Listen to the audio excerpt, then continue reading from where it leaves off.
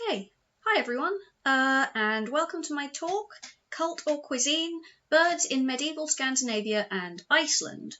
My name is Ania, my pronouns are they, them, and I've recently finished my PhD thesis on human-bird interactions in medieval Scandinavia and Iceland.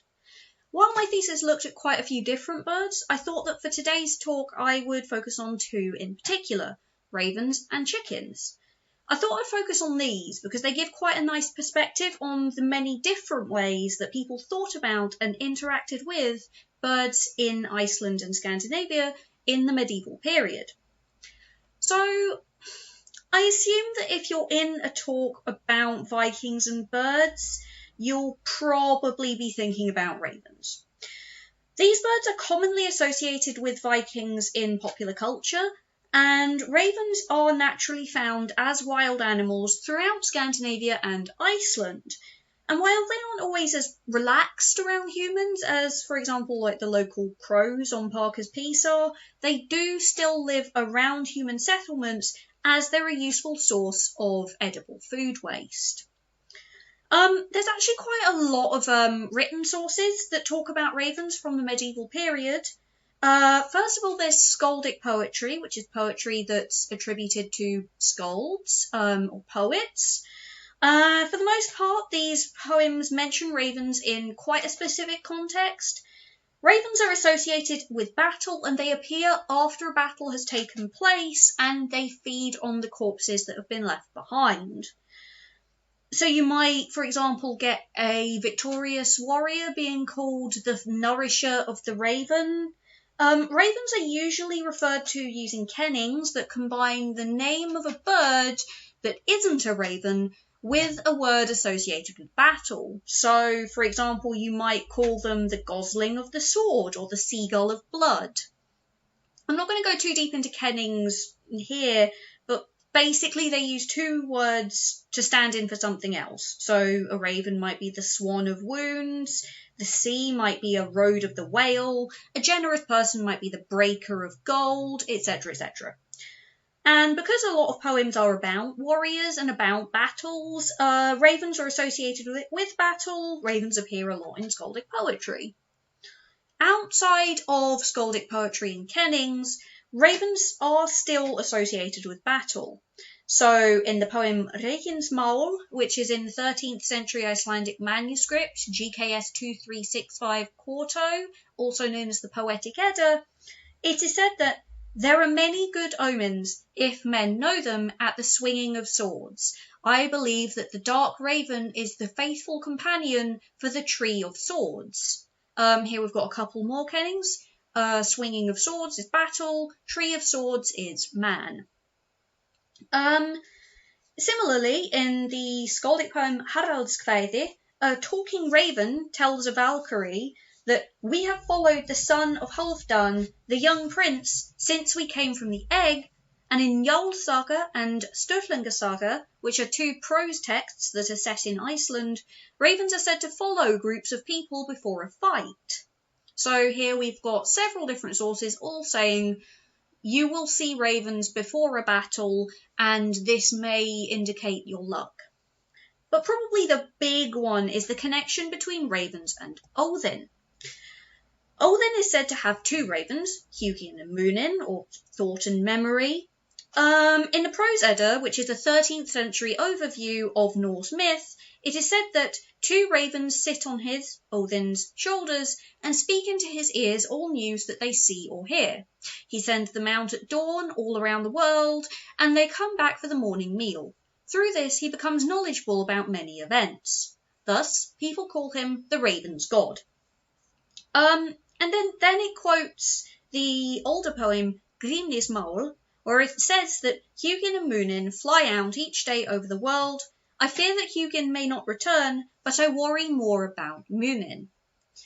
I personally think that the bit about them coming back for breakfast is probably my favourite bit of mythological trivia. It's great. This might seem like quite a wide range of examples of different things that are being said about ravens, but it's quite likely they're actually all drawn from observations of real raven behaviour. First, ravens scavenge carrion, and it's probable that wild ravens in medieval Scandinavia did pick at corpses after battles. Second, ravens are smart. For example, studies in North America have shown that ravens learn to follow wolves because wolves can kill prey and dismember corpses that are too big for ravens to peck their way into. And also, apparently ravens that live near moose hunting areas have learned how to identify humans going to hunt moose, and they will follow them to see if they leave behind any dead animals or remains. So it is actually entirely possible that ravens did learn to follow warriors in case they were heading out to battle. The connection between Odin and ravens, meanwhile, also probably came from these associations. Odin, as a god, was associated with quite a few things, including poetry, wisdom, and death. Part of his role was to choose from those who died which ones would go to Valhalla with him and live alongside him. So, in a way, what he was doing, taking the dead from the battlefield, wasn't too different from what ravens were doing anyway, and so it wasn't a huge leap to see how ravens would be thought of as a good companion for a god like Odin. So overall, the ways that ravens are talked about in Old Norse literature are mostly connected. Battle, death, intelligence, and if you think about real life raven behaviour, scavenging carrion and learning about the world through observing it, you can see exactly how this came about. So moving on to chickens. Chickens aren't necessarily what you'd think about when you're thinking about Vikings, but they were important. Chickens, it's a bit of a backstory. They were first domesticated in Asia. They were imported to Europe during the Iron Age, and they got to Scandinavia relatively late, and they also were not initially farm animals. In the earliest stages of domestication and trade, chickens were considered luxury imports, and they were used for cockfighting and offerings rather than being raised for food. It was during the medieval period that they really started being kept more widely and used for food in Europe, and Scandinavia was one of those countries where the shift was really quite important, and I'll get back to this in a bit. But first of all, what written sources actually mention chickens?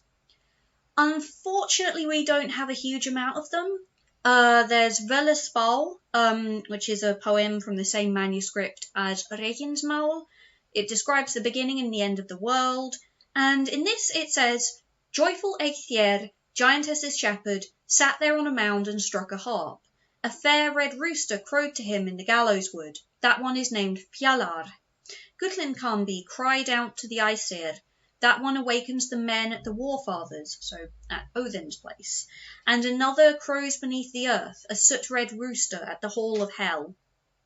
There's also an episode in the 13th century Gesta Danorum by Saxo Grammaticus, where the legendary king Hardingus dreams of a woman, and in the dream, quote, they found barring their way a wall, difficult to approach and surmount. The woman tried to leap over it, but to no avail, for even her slender, wrinkled body was not an advantage. She thereupon wrung off the head of a cockerel, which she happened to be carrying, and threw it over the enclosing barrier. Immediately the bird, resurrected, gave proof by a loud crow that it had truly recovered its breathing. Then on top of that, there's several examples of Iceland where chickens are just briefly mentioned, and they're usually described as being luxuries. So, for example, there's a character in the sagas called Heinsa-Thorir, or Chicken Thorir, who was apparently given his nickname because he sold chickens.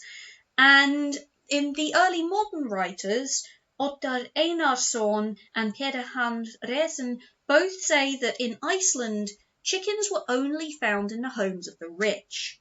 So, yeah, in Iceland they were luxuries. The thing about chickens living in different worlds in Völuspá is a bit harder to unpack. Some scholars have used this to argue that in Norse paganism, chickens were associated with rebirth. I'm personally not 100% convinced by this. There's not that many sources to suggest that, and the chickens in the afterlife aren't actually that strongly linked with the idea of coming back from the dead. It just says that they wake people up in the afterlife. So instead, I think that what might be happening with these is, again, using observations of bird behaviour to furnish mythology. Roosters crow in the morning, they crow to assert dominance, they crow in response to certain events, and this includes roosters will set each other off when they're crowing.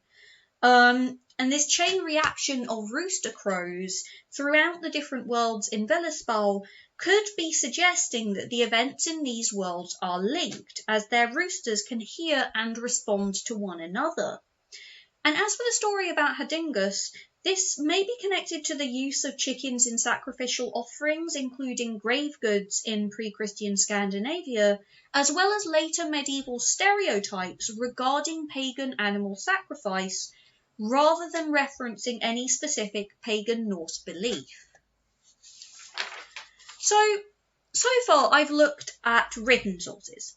These can tell us what people thought about birds, but it doesn't necessarily tell us about how people interacted with ravens and chickens. And as part of my PhD research, I looked at quite a few archaeological site reports, and I tried to collect as much data as I could about what bird bones were found, which sites were they found at, and what people were doing with them. And overall, the pattern looks quite different from what you might assume from the written sources. So, for a start, ravens are quite rare, but they are more common in established settlement sites with higher populations throughout the medieval period, regardless of whether these people were pagan or Christian. Also, these raven bones are almost always found on midden heaps, which are these sort of dumps of general waste from a settlement or household.